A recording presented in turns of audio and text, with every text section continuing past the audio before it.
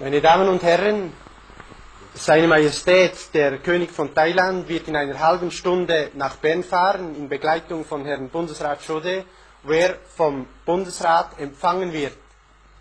Mesdames et Messieurs, Sa Majesté, le roi de Thaïlande, va quitter sa demeure à Pidou pour se rendre à Berne en compagnie de Monsieur le conseiller fédéral Chaudet, où il sera reçu par le gouvernement suisse. Votre Majesté, nous vous remercions beaucoup du grand honneur que vous nous accordez avec cette interview. Permettez-moi que je vous pose la première question qui est la suivante. Quelles sont les raisons de votre visite en Suisse? Nous sommes venus en Suisse pour rendre visite au peuple suisse de la part du peuple thaï tout entier. Et aujourd'hui, nous sommes en train de nous préparer pour partir à Berne, où nous serons reçus par le Conseil fédéral. Vous connaissez, Votre Majesté, les bouleversements de la situation politique qui se sont produits au Laos.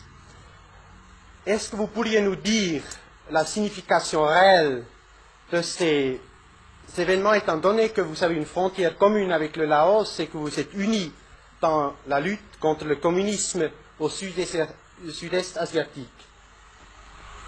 La situation au Laos, nous avons des nouvelles des journaux et des communications qui ne sont pas très claires parce que il n'y a pas d'information directe du gouvernement Laos. Mais d'après ce que nous voyons, c'est une situation qui nous chicane beaucoup parce que avec l'influence communiste, nous avons toujours un grand danger de subversion sur notre frontière. C'est pour ça que nous devons suivre ces événements de près et essayer de les comprendre. C'est sur ce sujet de la menace communiste que j'aimerais insister. Vous avez 3 millions de Chinois qui ont une position très influente en Thaïlande. Et il y a en outre un gouvernement en exil thaïlandais, un puppet government, en Chine, à Yunnan. Quelle est la réalité ou l'irréalité de cette menace communiste à l'intérieur de votre pays? Le communisme est toujours une menace pour tout le monde. Mais dans notre pays, au point de vue communiste réel, il n'y a pas de grand danger parce que tout le peuple thaï est fermement anticommuniste. Mais les communistes, ils ont une méthode de subversion et d'infiltration dont nous devons toujours faire attention et nous défendre par nous devons garder nos traditions, nous devons supporter la religion pour défendre ce danger. À propos du gouvernement en Yunnan, nous n'avons pas beaucoup de nouvelles de là-bas, mais ce n'est pas très important. Je vous remercie, Votre Majesté, et je me permettrai de poser une dernière question à Monsieur le conseiller fédéral Chaudet, qui est la suivante.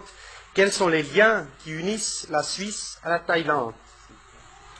Des liens de nature très diverses peuvent unir deux pays.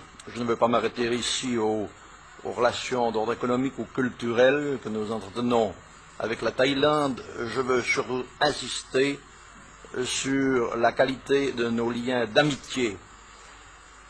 Amitié qui provient peut-être de tendances générales assez semblables, mais qui provient surtout du fait que la Suisse est heureuse et fière d'avoir été honorée depuis très longtemps déjà des visites nombreuses des membres de la famille royale qui ont séjourné dans notre pays, qui ont fait des études et qui sont revenus parce qu'ils ont éprouvé, je crois, pour la Suisse et pour son peuple, un sentiment d'attachement.